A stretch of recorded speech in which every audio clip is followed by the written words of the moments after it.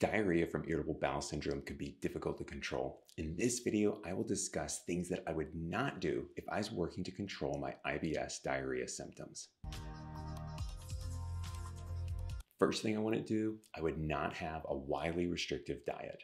There is evidence that patients with irritable bowel syndrome who restrict their diet too tightly narrow their gut microbiome, and that may perpetuate their bad gut health. The FODMAP diet is not meant to be a permanent diet. It's meant to be an experiment to figure out those foods that are your personal triggers. One that you conduct by first eliminating the foods. You gotta allow yourself a couple of weeks to figure this out, make mistakes before you perfect it.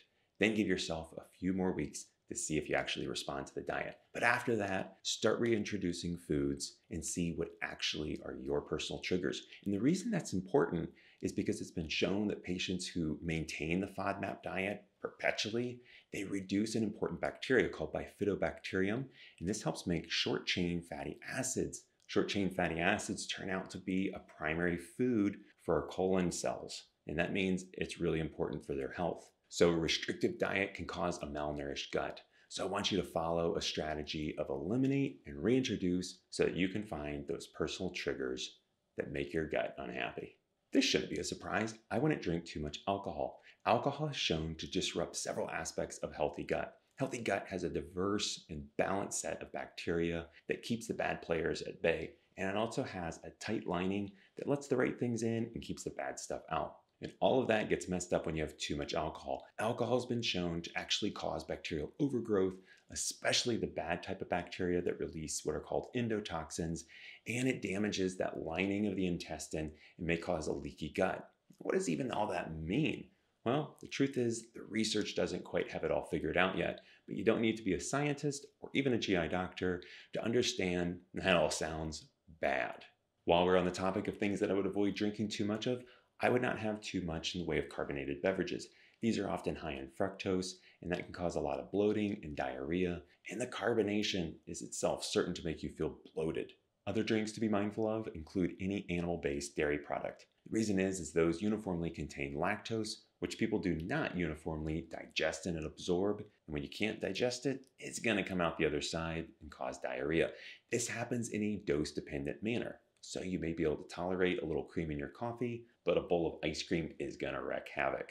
And rounding out our list of beverages that I would avoid if I was having too much diarrhea, coffee. Coffee has an intrinsic ability to help our GI tract move, and that can be very helpful if you're constipated. However, if you're having diarrhea, that can be the exact opposite of what you want. Now, I want to emphasize this. It doesn't actually seem to be the caffeine that is provoking this phenomenon, as studies have shown that both caffeinated and decaffeinated coffee can cause more frequent bowel movements. So if you're having IBS with diarrhea, try to cut back on your coffee to see if this better controls your symptoms. Finally, I would not obsess over probiotics. There is no substantial data to make a sound scientific recommendation that you should be taking probiotics for irritable bowel syndrome. Now, if you take them and they help you, that's great.